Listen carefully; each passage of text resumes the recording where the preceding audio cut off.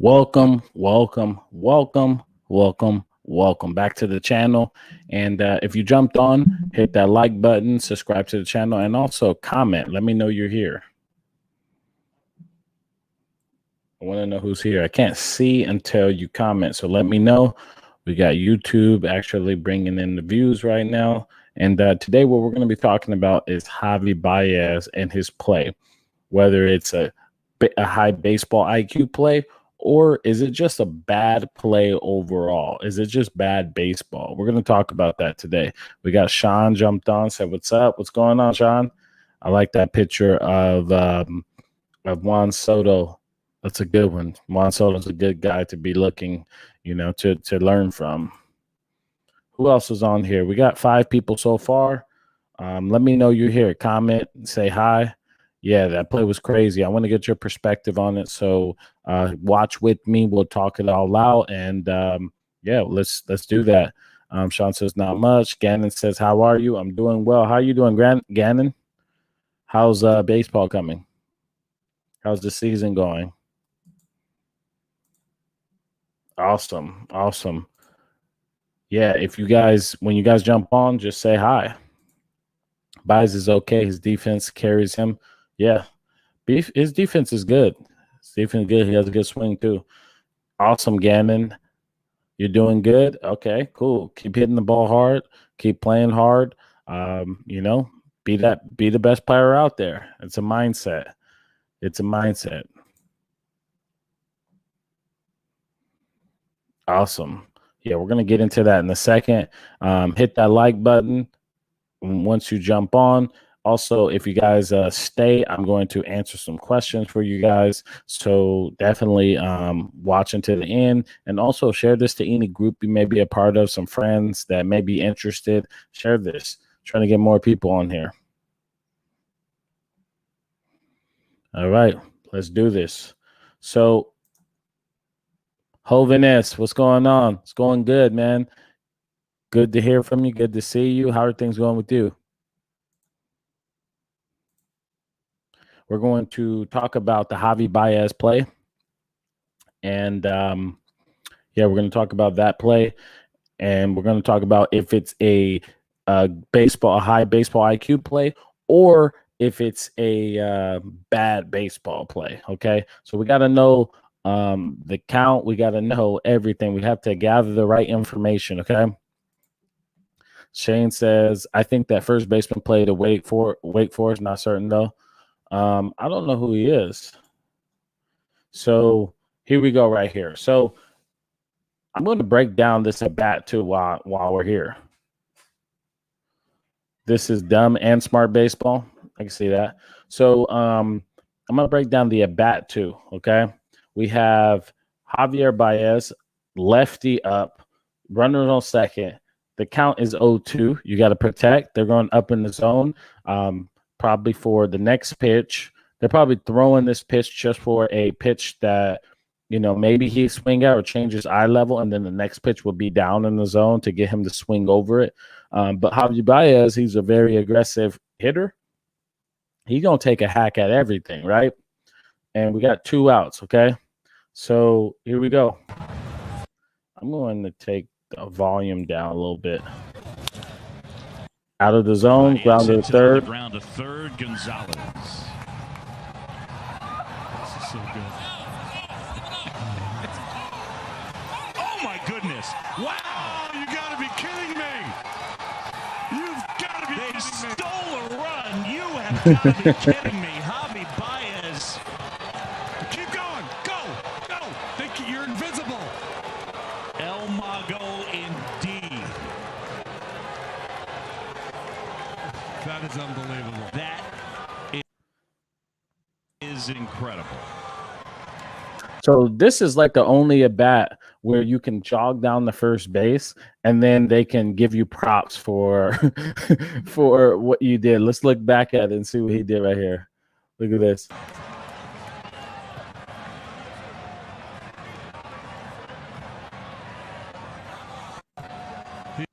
What is Will Craig, the gingerbread man? What is Will Craig thinking about here? Just take the ball to first base. First of all, it's 2 outs. Like once that guy stopped, once Baez stopped, he should have just went back to the bag and just stepped on the bag, And this is right here. This is something that you guys need to understand. Like you got to always be thinking. Like he just shut his brain off and was like, "This guy's just gonna run and just give me an out." You know what I mean? And you have to be thinking as well. Like you can't just shut off. I bet he didn't even realize what was going on until he had ran down all the way down to home plate and he tossed the ball and the guy scored. He was like, what just happened right now? So when you're out there, you should be thinking along the game and thinking about the situation at hand. There's 2 outs. All he needs to do is just tag the bag. He's blocking, the base right here, and the inning's over, And I'm sure he knows that, but you know how the game goes sometimes. Base. Back pedal to first base. That is just incredible. I don't know that I've ever seen a first base coach. So many people got an error on this play. Wave a guy down the first base. We haven't gotten there yet. Who got an error? So the third baseman got an error. I think the third baseman got an error. He threw the ball off. Yeah, the third baseman should have gotten an error on that play. The catcher got an error, obviously, for throwing the ball away to right field. Yeah. Dang, 2 errors on one play. Look at the pitcher right here. Pitcher's like, what is going on? He's like, I just don't understand. He's so upset at this situation right now. And the third baseman's over here. Like, if I'm over here, I'm like, what the heck is going on right now? Like, and this is one of those situations where you're just like, you're blank because you don't know what's like, you're just like, what is going on? This is baseball basics. Baez calling the runner safe and still having time to get to first is ridiculous. Yes. Oh my! The Calliope crashed. Look at these guys. These guys will start walking off the field like, all right, they're out. It is what it is. Like, there's 3 outs right here. And nah. To the ground. Safe. Of errors on the part of the Pirates here. Just great heads-up baseball, and Baez not quitting on the play. Like, you see how he's just jogging? This is the only time you could get praise for jogging to first base. He's just trotting the first.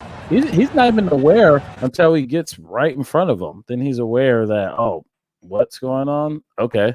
So he stops and then goes back. I didn't even know you could run back on first base. Literally, I didn't know that until I watched this play. I've never seen a play like this happen ever. So this one's interesting. RBI, error catcher on the advance.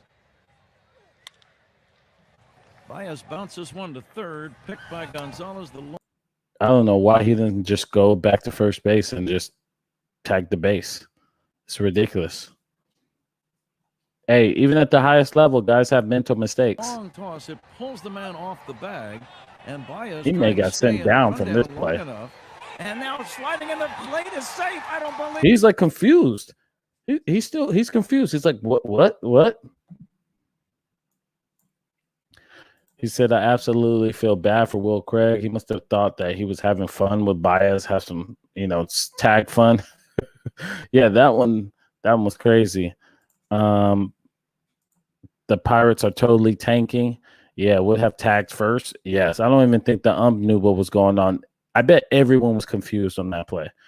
Everyone was confused because that's like never happened. I've never seen a play like this ever. In all my times playing, I've never seen anything like this.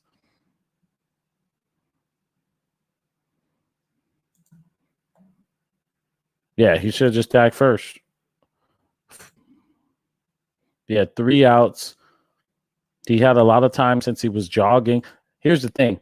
If he just would have, so he threw the ball off the bag right here. If he goes back and tags this bag, everybody would have got on Baez from not running hard.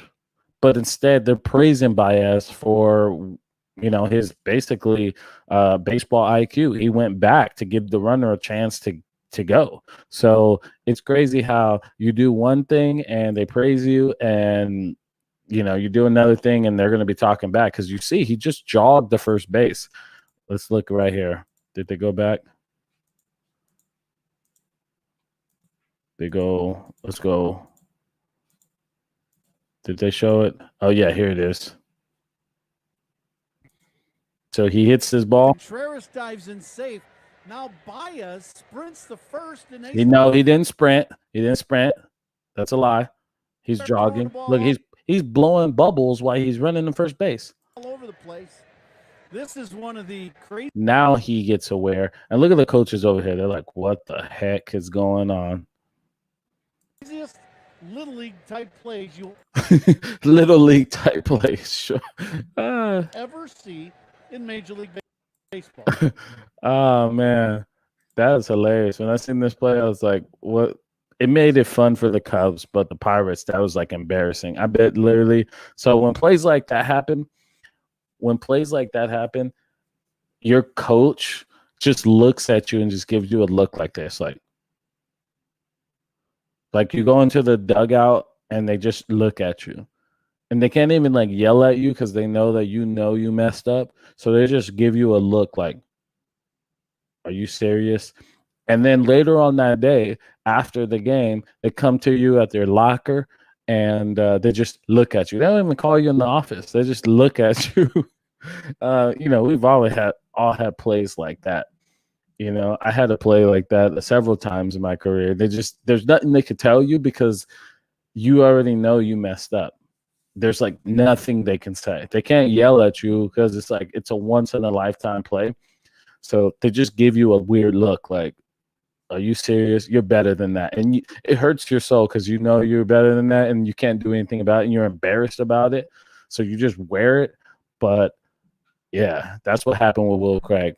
And the fact that he's probably on John Boy's he's on John Boy's account right now on YouTube looking up those videos and hearing what he has to say. And all the fans, everybody's probably going wild on him making videos like this.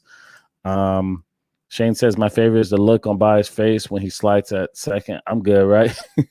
I know. And then Adams is laughing out loud. And also, if everyone knew it wasn't the first base coach screaming at Craig, yeah, Little League wouldn't even pull that off. I know. It was dumb. Good point. Yeah, first base coach and maybe Brian Reynolds should have screamed at him. I mean, I think the pitcher was screaming the entire time to the first baseman. If we look back at here, the first let's go back here.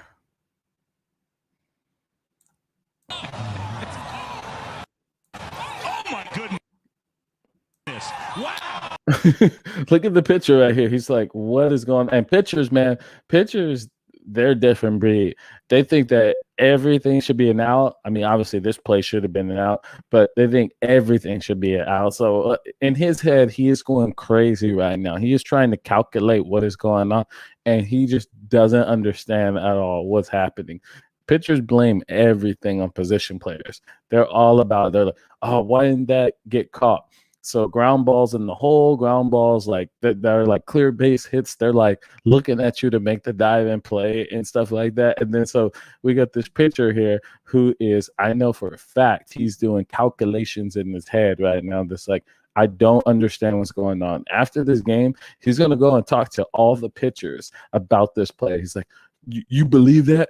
Guarantee it. I guarantee it. I'll put anything on because pitchers they're a different breed, man. Pitchers are a different breed. Love the pitchers, but they are different. Let's watch from this angle. Here it is. Keep your eye on the pitcher. Keep your eye on the pitcher. Backpedal to first base. Here it comes. Look at the pitcher. He's like yelling. The catcher's not even looking to see what's going on. The catcher's like, they're talking to each other as this play is happening right now. Catcher now is like, what? He's coming home, and Will's not even looking over here at the runner. He's still on Baez, and he's not even sprinting hard. You know what's the first rule? Hey, I'm gonna say this right here. This is truth right here. I'm gonna say this. We're like playing at the highest levels.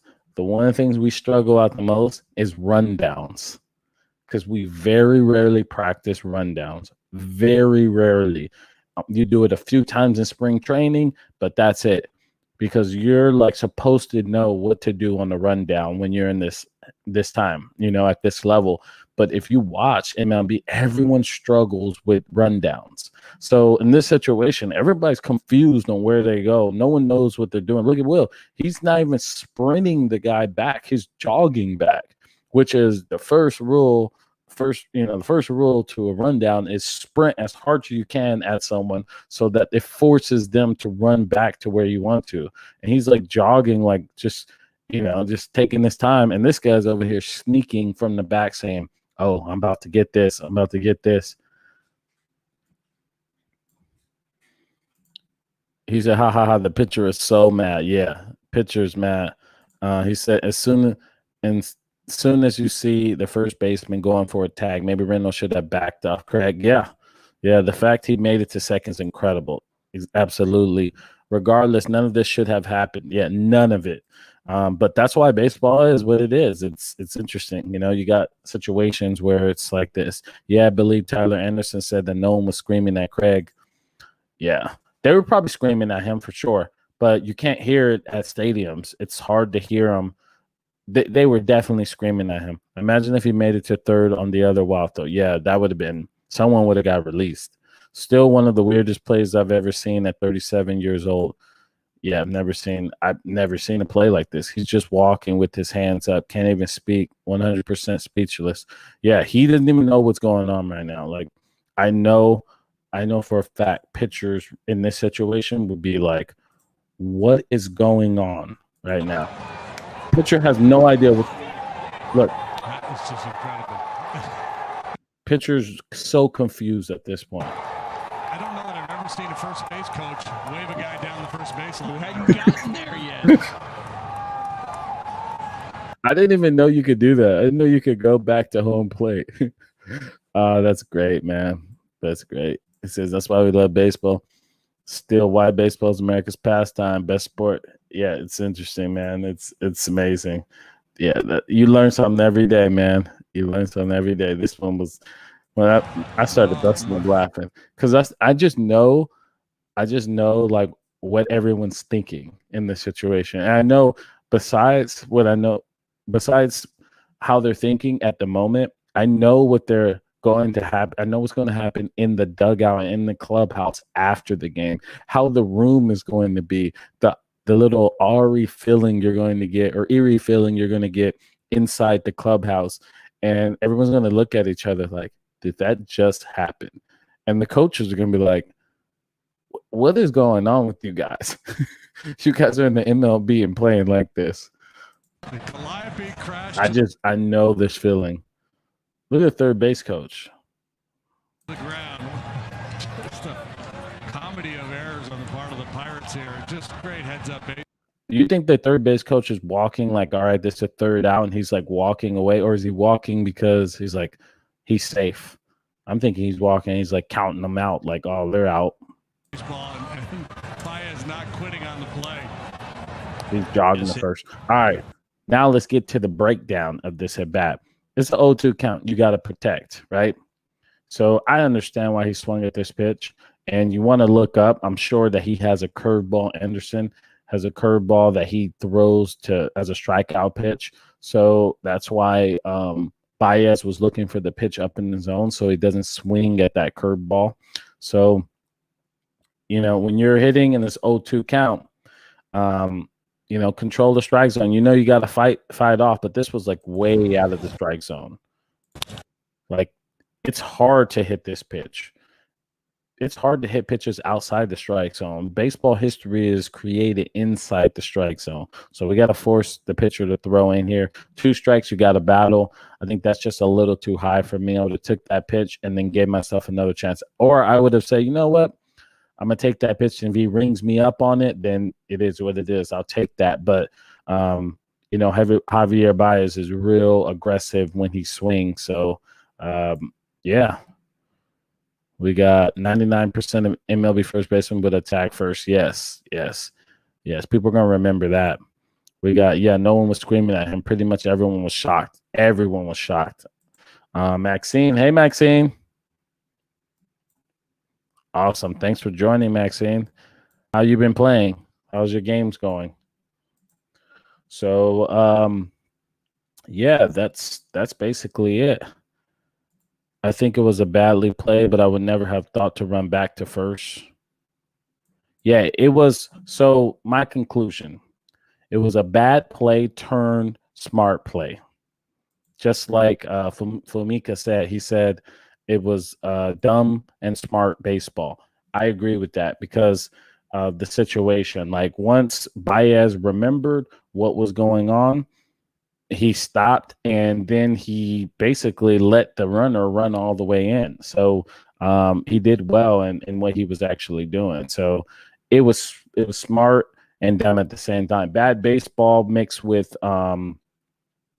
bad baseball mixed with smart baseball. Imagine being on the Pittsburgh team in the dugout. They all be like, is this really happening? Yeah, the whole dugout. Man, I'm telling you, there is no the way they would react in that clubhouse. Because here's the thing, no one's going to say anything because everybody's thinking the same thing. So no one's going to say anything in the clubhouse because the player Will knows he messed up. And the other players know that Will knows he messed up. And so everyone's inside this dugout and everyone's inside the clubhouse after the game. And they're like, what just happened? What just happened? And watch, tomorrow they're going to be messing with him about it. Got to give Baez props for sliding that first, though. Yeah, Baez goes hard, man. He goes hard. He plays the game hard when he needs to. Also, thoughts on 7-inning no-hitters and extra inning rule in general, plus perfect games being lost. Thoughts on 7-inning no-hitters. Man. As far as 7-inning no-hitters, do you count those? I guess you have to count them, right? You have to count them. I don't know if I count them, but you have to count them. I mean, if that's one of the rules, an extra inning rule. What's the extra inning rule? Due to said extra inning rule placement. Oh, putting the runner at second base. I had to do that at the pro level. It was pretty interesting, man. It does make the game become more. It makes the game have more pressure on you because late in the game, you start to do things depending on what team you are. You might have to bunt the guy over. You might have to try to hit him over. So there's definitely like high pressure in those situations, and the game gets really, really really uncomfortable in those situations, especially on defense because I played third base. So if we're talking about the same thing, it's extra innings and they put the runner at second base. And so that for me, I always have to play in because I'm playing third base. And if they bunt, I got to be ready for that. So everyone starts to basically play as if it is a bunt, but most of the time they didn't bunt, but you still had to, you had to defend for it.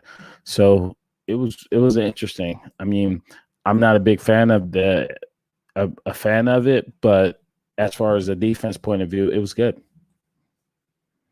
Had a lot of pressure on you, and it made the game go by pretty fast. Perfect games being lost. Yeah, man. Baseball's a crazy sport. This year's been crazy. I swing at bad pitch every game. I don't know why my brain just says to swing. Hitting approach, Lucas. So focus in the zone. Focus on the pitch middle zone. Like put a box into where you're trying to get that pitch. And when he throws it in that box, be ready to swing. If he doesn't throw it in that box, then don't swing. It's like a video game. Like if you play MLB The Show where they have that video, that little box, you can create a box that you zone where you're looking for the pitch at. Definitely do that, and that'll help you to not swing at bad pitches because you're going to start approaching the game where you want the pitcher to throw the ball. Right now, the reason why you're swinging at bad pitches because you're just going up there hacking at the ball with no plan, no approach, and you're hoping for results. So you're literally flipping the quarter. But what you want to do is create a box a visual. You can put like an imaginary box, and if he throws it in that box, be ready to swing. This is what a lot of great hitters do. In fact, Juan Soto, he creates lanes and boxes that he focuses on, and that's why he controls the strike zone so well. He looks at different counts and different probabilities of where the pitch is going to be thrown. He zones in there, so he doesn't care about the pitch, but he zones in that particular area, and if they throw it there, he's ready to hit it, and he crushes the ball. So same thing with you. Zone yourself into a box, and then when he throws it there, hammer that pitch. You'll hammer it. So that's basically your hitting approach. You could score on a ground out. Yeah, I feel like ground ball pitchers take the most pressure, pretty much have a need for strikeout pitchers to prevent the ball in play. Yeah. Any tips? I gave you tips and the sack fly. Shared this on Facebook. Jermaine, thank you, Adam. Lucas, thanks, bro. I'm hitting better. Awesome, Maxine. You're a great hitter. Don't doubt yourself. You're a great hitter. You can do it. You could be one of the better hitters. Just keep going out there and keep playing, and be fearless. Don't be scared of anything. Get your pitch and hammer it. You're great. You're a great player, Maxine. Do you think taking live at bats off a blitz ball, wiffle ball can be beneficial using a real baseball as using the race? Yeah, I think that's beneficial. It's going to make you focus on seeing the ball, and they move the ball so much. They move the ball so much. So you really have to focus on, the ball. Keep your eyes on the ball. So, yeah, it could definitely be beneficial. It's going to help you with your hand-eye coordination. Lucas says also get way too nervous at the plate. Focus on your breathing. Take deep breaths. In 3 seconds, out 3 seconds. Focus on your breathing. It'll control your heart rate, and that'll allow you to not be as nervous. So that's something that a lot of players, if you look at the MLB guys and they're taking deep breaths, they're focusing on their breathing so to control their heart rate. So get in there, get close to the batter's box, take a deep breath. Now get into the batter's box and perform. After that pitch, step out, take another deep breath. And it'll take away all that nervousness. Awesome, Maxine. Well, that's how you do it for both of you guys. You're going to be nervous from here on out. You know what? As far as like all the players at the highest levels, they're all nervous. I always have butterflies in my stomach every at bat, every game. But you can handle it, and you can manage it. Take deep breaths. Focus on one task at a time. So don't look at the whole picture like I gotta get a hit. Focus on. Let me take this off real quick. Focus on hitting the ball hard, or focusing on hitting inside that zone that you're focusing on, and take it step by step. Don't look at the big picture. Focus on the small picture. All right, what's my next step? Let me take a deep breath. Okay, let me get in. Let me get my hands where I need them to be. Okay, now let me get a pitch where it's around the zone. Okay, all right, boom. Get that pitch, run the first. Take everything step by step. Fumika says, I appreciate that you do this, Jermaine. Keep up, guys. Motivation and focus is the key. Yes, sir. Yes, sir. Yeah, awesome. Yeah, it's fun doing this stuff, I had a video planned for today, but it just you guys got to watch my video. It's a new video I'm dropping. It's a new style, so I'm trying it out. I was going to drop it today, but the problem is that it uploaded a little too late. That's why I went live today. In New York, Nathan. In New York. Maxine coming with the answers. Yeah, you guys have any questions? Any more questions? Right now I'm live. We're in New York, Rochester. Oh, you live in New Jersey? Awesome. I don't think that's too far away. I actually don't know, to be honest. How far is that away? New Jersey from New York. Are you guys you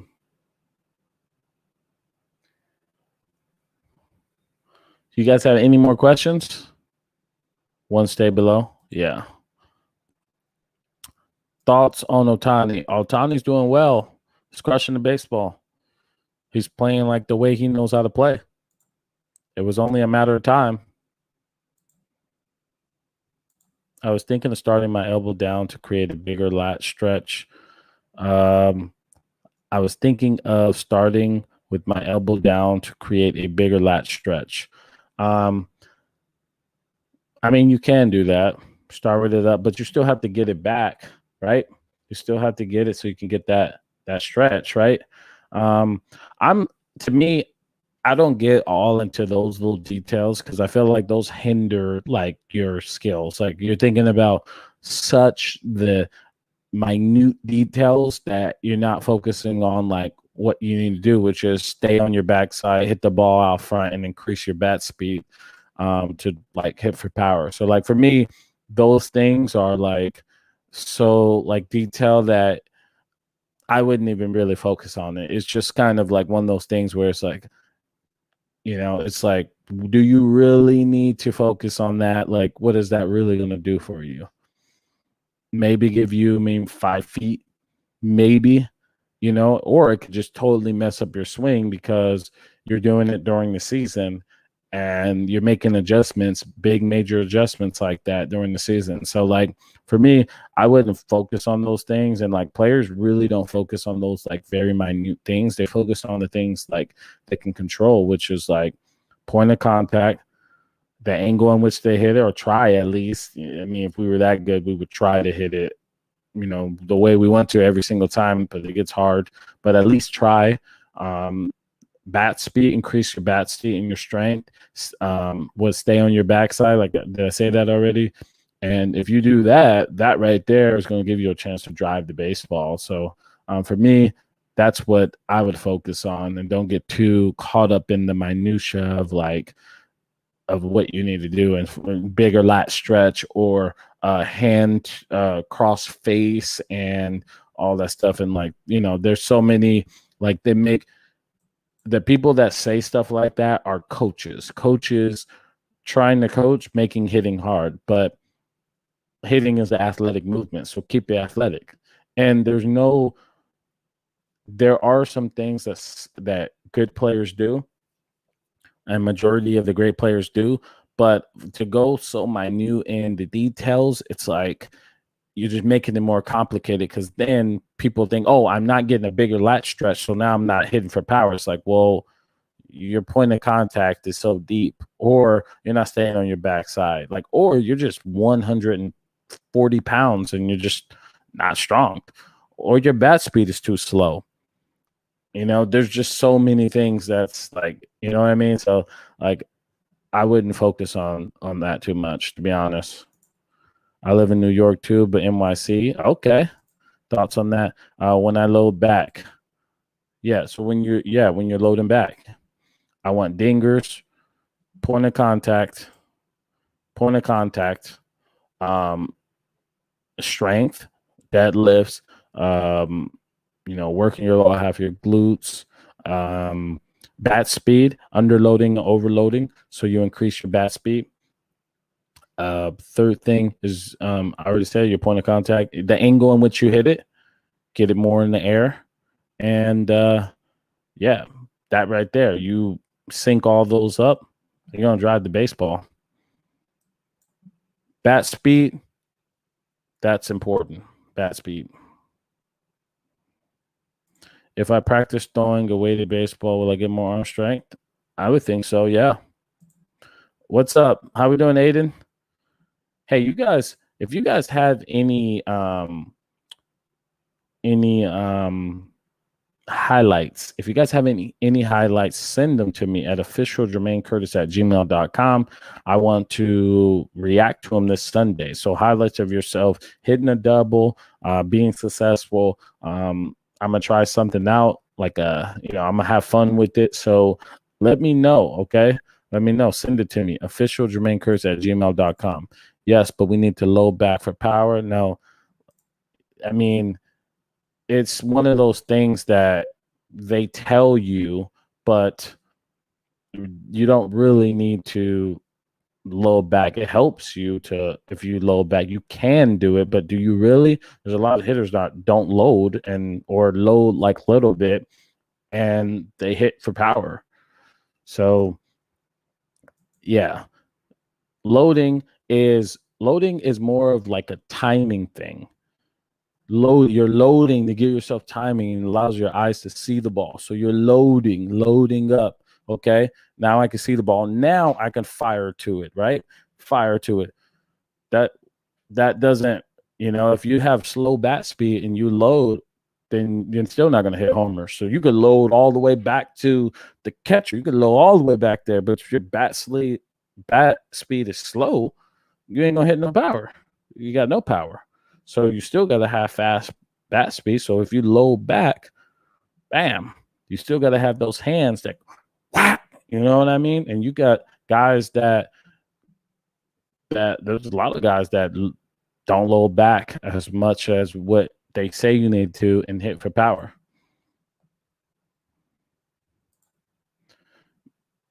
In fact, hold up. Let's look at here.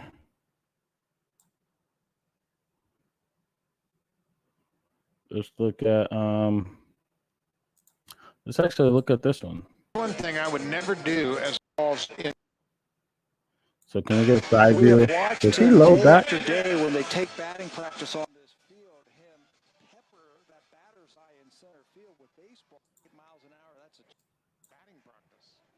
So look at his load. Is that a lot of load? To be honest, that's not even that much load. Look what that is. His hand's not even loading. It's his bat speed that creates the power and the point of contact. Look where he hits this ball. Is he really loading far back? Nope. Look where his point of contact is. Boom, out front. Out front with bat speed, homer. That's it right there. Out front with bat speed.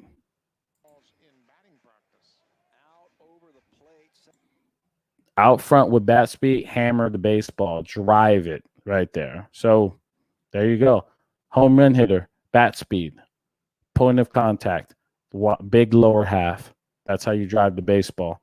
Don't need to load as much as you're saying with like SCAP and all that stuff.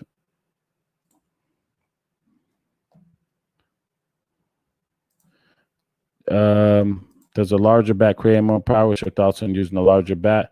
Yeah, I mean, if it's wood, yes, because it gives you better wood and it's more dense. But again, if you have slow bat speed, then you're not going to get power because you're not swinging it fast enough. When you use a big bat versus a guy throwing 95 miles per hour at the big leagues, and you just get it there, that ball's going to fly. Plus, the wood is very good, so the ball's going to go. But when you're playing at your level, when they're throwing 70 miles an hour, or whatever, how hard they throw. By the way, how hard do they throw? So wherever league that you're playing in, they don't throw as hard. So you're going to have to create the bat speed. It's just like playing slow pitch softball. Why swing a heavy bat when you're playing slow pitch softball when the ball's coming at 10 miles an hour? You have to create the power. This is why these guys have a super, super light bat, and they're swinging really, really hard and hitting it at like 120 miles per hour because the guys are only throwing 10 miles an hour. They're floating the ball in there. So they have to create the bat speed. But at your men's league, 80 miles per hour. So 80 miles per hour, you have to create the bat speed. So for you, I would focus on creating faster, hands, bat speed. So the larger bat wouldn't apply if you have slow bat speed. So for you, or the larger bat wouldn't hit for power if you have slow bat speed. So my advice would be to get faster hands so that you can drive the baseball. And how you do that? Underload and overload. and work off a pitching machine where you could be quicker to the ball. Obviously, you get stronger as well. That's going to help. Maybe even like a little lighter bat. I started hitting more homers. I swung with 34, 32. Sometimes I went up to 35, 35 when I was like feeling like I was rolling over, too handsy. And then sometimes I was like a 34, 33. But halfway through the season, I always went to a 34, 31 and a half, which was just a half ounce lighter. And man, my bat speed would just boom, fly. And then that's when I started really driving the ball. And then I realized that I was like, man, I'm hitting the ball better with the 31 and a half. I need to start doing that. Hey, I appreciate you. How do you say this? Gets boxed? How do you say your name? You have helped me so much. Thank you. I sent you mine. Awesome. Thank you, Aiden. And Aiden, put like the score, put the like when you hit it, what inning it was. If you guys gonna send me a highlight, put the inning, put the score. I want to try something. I want to mess around with it, like kind of like an ESPN type thing. Yeah, tell the whole story. Just don't send me the highlight. The load is for timing only. Yes, that makes sense. I'm playing the men's league. Average speed is around 80. Yes. Hello. What's up, Philip? What are the top hand bottom drills for again? Top hand creates the barrel, and bottom hand gets the extension. Top hand creates the barrel. See it? Top hand creates the barrel or creates the path, and bottom hand creates the extension through the baseball. I'm thinking of moving up to a 33-30 to 35-32. Hey, if you have fast bat speed, then it will go.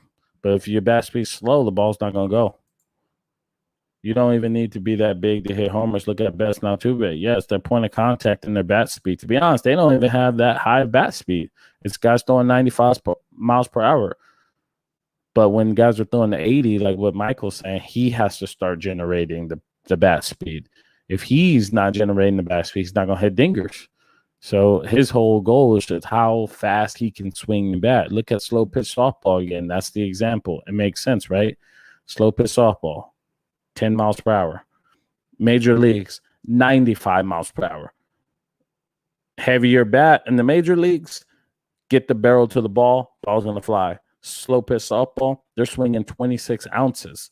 And because they have to create the bat speed to hit it that far. So that's how you do it. I sent them a long time ago. I'll send new ones. Yes. But tell the story when you send it. Can I post my highlights here? What do you mean? You want to post the highlight? Send me the highlight. Tell me the story.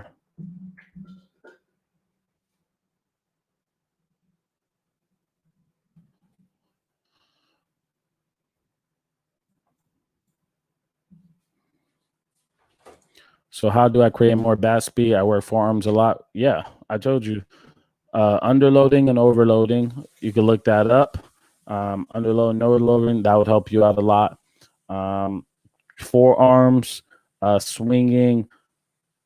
Underloading, overloading is basically overloading is swinging a heavy bat. So you're strengthening them out. It's just like using your forearms, and then or doing a forearm workout, and then you work underloading, which is using a super light bat. So you go from a super heavy bat to, let's say, a softball bat, and the softball bat is super light. So now you're working the fast twitch muscles, and so that's how you're creating strength, and then you're working on your fast twitch fibers so that you can get that bat head through the zone. So you do that over a course of 3 to 6 months, and that's how you'll be able to like increase your bat speed.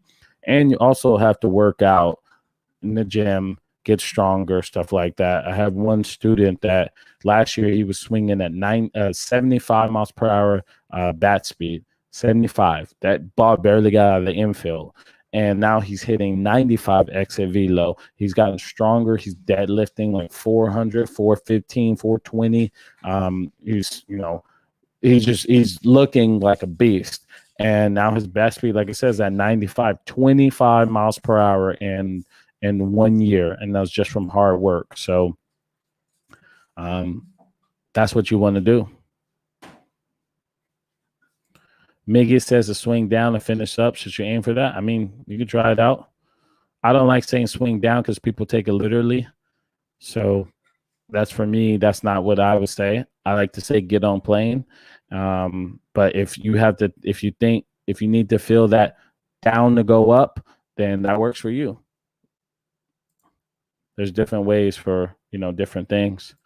Where do I get these super heavy bats? You can do it yourself. Just put a weight on your regular bat, put 5 pounds on your regular bat, and just take hacks at it and swing hard. Swing hard. When you're hitting off the tee, you're doing flips, like let it eat. Don't be soft with it. You're really trying to get strong and then get a softball bat, which is like 26 ounces, which is way lighter than your regular bat, and swing that bad boy fast off of front toss and off the tee. And over a course of time, your bat speed is going to increase. Michael, what forearm workouts do you do? Use a donut. Yep. I remember Jose Canseco saying this. Awesome. Yep. Yeah. I like this. Cool. Yeah. So that would be my advice to you. All that stuff that you hear all the time where they say, they say you got to load for hit power. Like, nah, that's coach talk. Coach talk is sometimes with coaches, they over coach or over analyze things. Like no player's thinking about like their scap and latch when they're swinging, because that's too hard to focus on and focus on hitting. Like, but if you focus on your point of contact, that's why you got these young guys are hitting homers, because they're hitting the ball out front. They're driving that baseball. Let's look at Mookie real quick, since we got this, and I'm going to get demonetized anyway. So let's look at actually we're going to look at a few people. Let's go with Judge. No, we're going to go, since I'm on the road to demonetize, I might as well start pulling out videos. All right, here we go. To Betts. Look at this swing. So this is right here. This is the World Series, obviously. Ball left center. Back at the wall, and it's gone. So we're going to go. This fired me up when this happened, by the way. This fired me up. Look where his point of contact is, out front. This guy right here, small guy, hits the ball out front, got bat speed, drives the baseball. Let's look at the side angle. I know they got a side angle.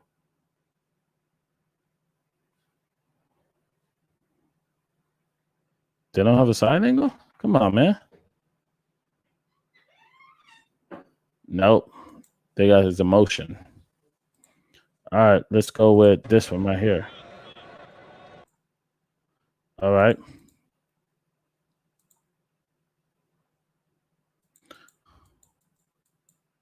Point of contact for him, this guy's different, though. He's 6'6" animal, but it's still a little out front.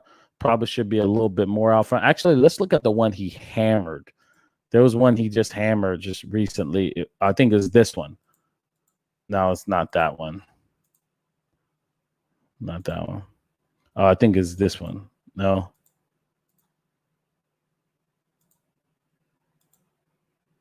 Yeah, it was this one. Yeah, so look at that. Look at that pitch. Is this one right here. Look at this guy right here. He already knows this is a bomb. It's a bomb. But let's look at the side view on this one.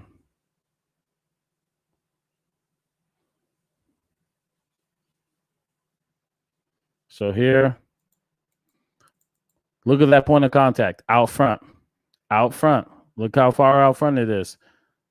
Okay, driving out front.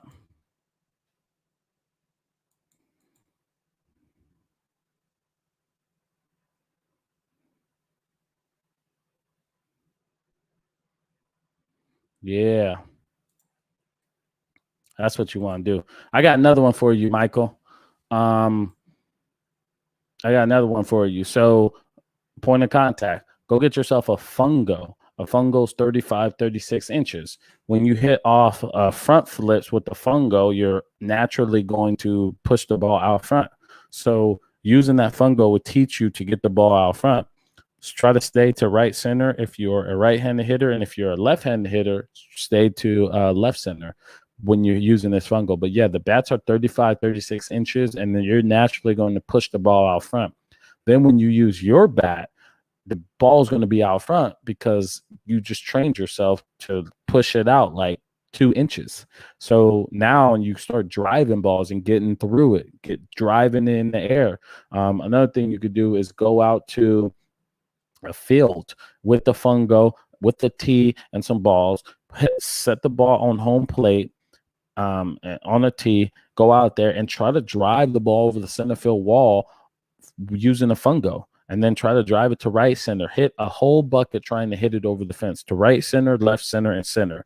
And what you're going to start doing is you'll start creating that bat path to literally drive. You're going to get your hips into it. You're going to get your bat into it, because since the bat's so light, you're going to really like turn that bat so hard to try to get it over that fence that you start increasing your bat speed. So do that at a field by yourself with a full bucket. Go pick the balls up, then bring all the balls back and use your bat, normal bat, and try to do the same thing over the center field wall. And I guarantee you'll start, your bat speed will go up. If you do this over a course of time, you'll start driving the baseball and hitting for more power. Did you try to look at the stitches when the pitch was coming to identify it? Guys throw too hard to look at stitches, but at your level, you could do that. You can see the curveball stitch. You can see the ball, the way it's the way that they're spinning it. You know, you can see on curveballs though, or some off-speed pitches, you can see it spin different. So that's the reason why. Yeah. And usually if it spins weird, I'll just shut down. I don't swing at it unless I'm looking for that pitch. I was focusing on the wrong thing. Yes, sir. Have you ever heard of the Harlem Baseball Hitting Academy? Nope. What do you consider hard work, Jermaine? Baseball's not hard. I would say, you know, going in the cave, you know, working construction. Baseball isn't hard. Hard work is doing construction, doing labor, coal mining. That's hard work. Doing YouTube videos, it's hard, but it ain't hard work. It's difficult. Doing baseball is difficult. Practicing is difficult, but it's not hard. Like if you just keep taking great ground balls, you keep going to the field and taking hacks and keep taking cuts, front toss off the tee. If you start doing this over and over and over, you're going to figure it out. It's difficult, but it's not like hard work. I usually let the pool get deep so I don't get fooled. I usually let the pool get deep so I don't get fooled or curve balls or ball in the dirt. I usually let the ball get deep so I don't get fooled on curve balls or ball in the dirt. So yeah, that's the reason why you're not hitting for power. So you're sacrificing contact. You're trying to be a contact hitter, but you want power. But you know, that's why this game's hard, because you can't do both. That's why the guys who do both, those guys are exceptions to the rule. It's hard to have a mindset of, all right, I'm not going to strike out, and because I don't want to get fooled, and I'm not going to go. I'm going to let the ball get deep so I can get hard contact and get on base and get hits. But at the same time, I still want to drive the ball over the fence. So that's what's hard about this game, especially the higher you go up. That's why these guys are anomalies. You got guys that are hitting 230 right now with 25 home runs. They've said, I'm just going to try to hit homers. You can't be both type hitter. Maybe you can do it in certain circumstances, but it's hard. It's hard to be both. So sometimes you got to give. If you're in the hitter's count, it's 2-0. Maybe think about, driving the baseball. Let me hit it out front. Let me go all in and try to drive this over the center field wall. You can play it that way, as far as your thoughts and your approach. But if you stay the contact guy and not work on hitting for power, then you're never going to be the guy to hit for power. So you got to work on hitting for power. You got to have that mindset. All right, 2-0, 3-1. I'm gonna go for it. And if you ground out, if you roll over, it is what it is. You tried it and it didn't work, but you went all in what you're trying to do. So there. Sorry, I meant what do you consider hard work at baseball? I meant what do you consider hard work at baseball? I'm confused, Philip. Hard work at baseball is I don't know if there's running. Hitting was my thing. I loved to hit. I could hit all day. I could still hit all day. Ground balls, that was fun. Ground balls is easy. You just, and you keep yourself like moving right, and it's that's not hard. Honestly, I wouldn't say much thing about baseball is hard. It's difficult. You got to enjoy it though. Like for me, I enjoyed doing that. So it was never hard work. It was never like I was working, So it's hard to ask that question, like what is hard work in baseball? Because it was never hard work for me. It was something that I wanted to do. It was something where I'm just like you. Like, if I didn't get paid to play, but I could do something else, like I would still play. As far as like being like at that level, high level and competitive, I would still play, because it's fun. It's like something I want to do. Okay, that makes sense. Barry Bonds was definitely both. Yeah, Barry Bonds was both. That's why he is a great. It's hard to be both. That's why, the players are what it is. And the fans don't understand. They're like, why are people striking out? What are you teaching? Why are these guys striking out so much and there's no hitters and perfect games? Because they pay players who hit home runs. So the players are adapting and going for that mentality. So can't fault the players. The players are going where the money is. They don't pay singles hitters anymore. So, and that's why that's why these guys like Mike Trouts, the Mookie Betts, the Aaron Judges who can hit 300 and still hit a lot of home runs. That's why these guys are the guys, because there's two different mentalities. It's hard to be both. It's super hard to be, I'm going to be a contact hitter, and then at the same time, I'm going to drive the ball over the fence. You have to be very, very gifted to do that. You have to pick or choose. Most guys in the MLB are choosing. Yes, sir. Be honest.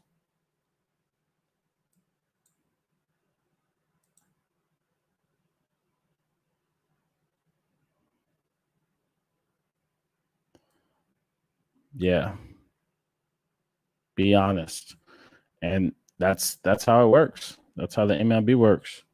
That's how guys get better. That's how it is at the highest levels.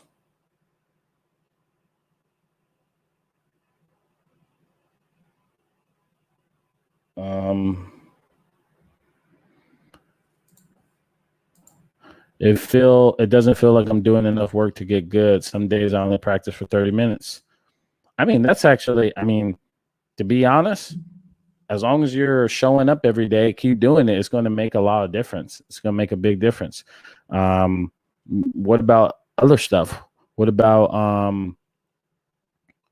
working out in the gym? What about eating right? Are you doing those things? Those things have a far significant impact in your performance as well. I wish I would have learned that at your age. It wasn't until my girlfriend taught me, So it would have been, if I can recommend to you, get in the gym, start working out, taking it seriously, getting stronger, it would help your hitting definitely, because you're going to get stronger. And you hit a ground ball, let's say you miss hit, you find the hole just because you're hitting harder now.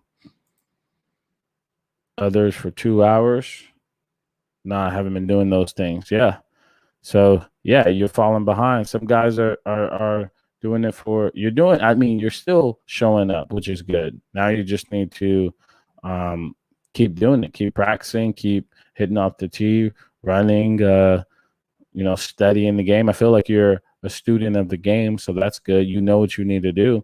Now you just need to go and put in the hours, put in the, I won't even say hours, just gotta just do what you need to do. Jermaine, I have a 10-year-old son. I'm trying to make a really good baseball player. How often would you suggest practicing during the off season this summer? Practice with him as often as possible. He's 10 years old. 10-year-olds like at that level, it's all about learning the basics and the fundamentals and doing it right. I wouldn't even care about him performing yet, not until he gets like 13 years old and 14 years old. Teach him the fundamentals, teach him the right way of hitting the ball, teach him the hitting approaches. Listen to my videos with him, talk to him about it. Teach him the fundamentals of the game, teach him the mental game. All right, hey, don't even worry about your getting hits or not. Let's focus on hitting the ball hard, and then be proud of him from when he hits the ball hard. Instilled him the right things, and by the time he's 14 years old, 13, 14, 15, he's going to pass everybody else, because everyone else are thinking about results. They're going to weed themselves out because they're going to put a lot of pressure on themselves. He's going to have a strong mind. He knows the fundamentals to do whatever he needs to do, hitting the ball, line drives, all that stuff. Just keep it fun for him. Keep doing it. He's going to stand out. How do I maximize my legs in the swing? Are you working out in the gym?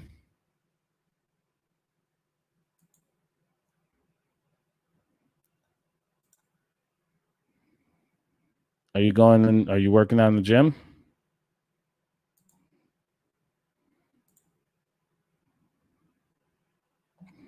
Yeah, at your age, I mean, as a parent needs to just be able to, what are you deadlifting? What are you squatting? What about front squatting? Put all those numbers in here. A parent needs to, if all you do is like, he's 10 years old, don't even worry about results. Like, being good at 10 doesn't mean he's going to be good later. Get the right mindset and stuff and work the right fundamentals and instill him the winner's mentality, things that winners do, which is learn how to work hard, practice with them every day, and let him own his career. And if you own his dream, if you allow him to own his dream, then he's going to be successful. So don't push him. Let him come to you and say, hey, Dad, let's go practice. Do it for a few days, and then let's see if he wants to do it. Once he starts taking ownership in his in this game, it's over. It's over. Then he's going to separate himself. But if you're trying to say, I'm going to make him good and I'm going to push him, it won't work because he doesn't want to do it. So give him keep it light, practice with them, have fun with them. Like I said, my dad, what he did was we would be in the front yard when I was 9, 10 years old.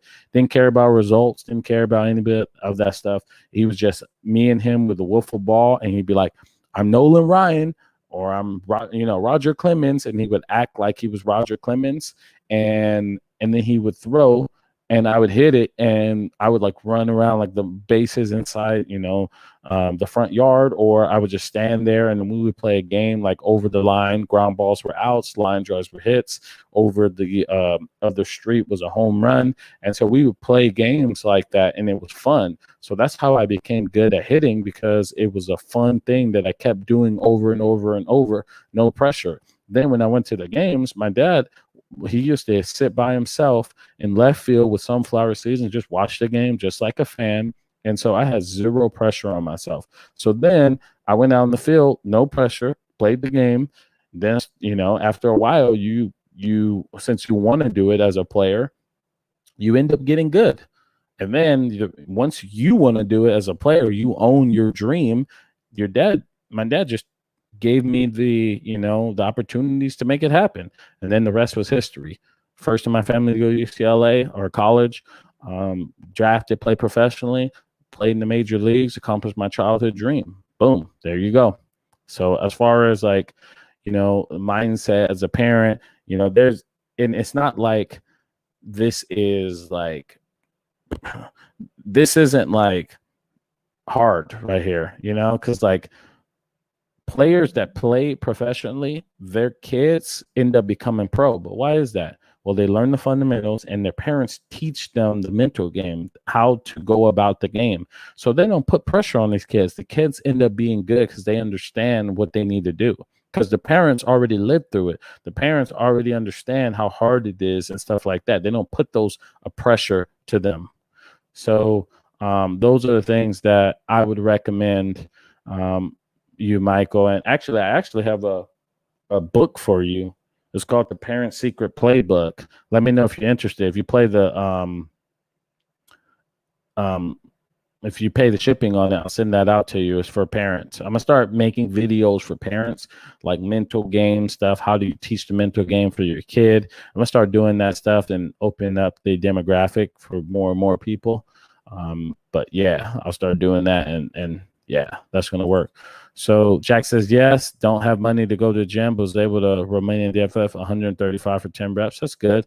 My advice is, find money to go to the gym. Like, you can find some money. You could work, do someone's lawn. Do someone's lawn. Go do some. How old are you again? But go cut some yards. Grab some money so you can get yourself better. Mental strength as far as the mental game and physical strength. You combine those together. That's an athlete, a successful athlete. So when you talk about the lower half, I don't know your swing, but I would think you already probably used the lower half decent enough. What I think is that you're not strong enough. And so that's why I asked that. And 135 Romanian deadlift, that's decent. That's good. I think you might be able to do better though, So those are things that I would recommend. And you say you don't have money, you can make it happen. Wherever there's a will, there's a way. If you focused on it, you'll be able to make money. How can I get hit by pitches more often? Might sound crazy, but the kid gets hit a lot and now his on base percentage like 550, so you'll get on base more. Any tips? I don't know, man. That's not my specialty. Get on top of the plate. That would be the easy answer. I'm in a kid on my team in OBP. Yeah. My dad does that sometimes. What do you mean? What does your dad do sometimes? Maxine?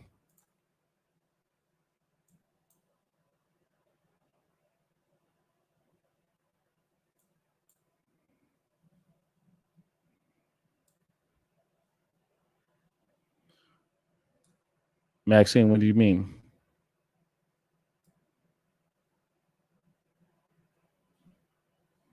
This is awesome. You said never mind? What are you talking about? Playing wiffles in the wiffles in the front yard with Toby?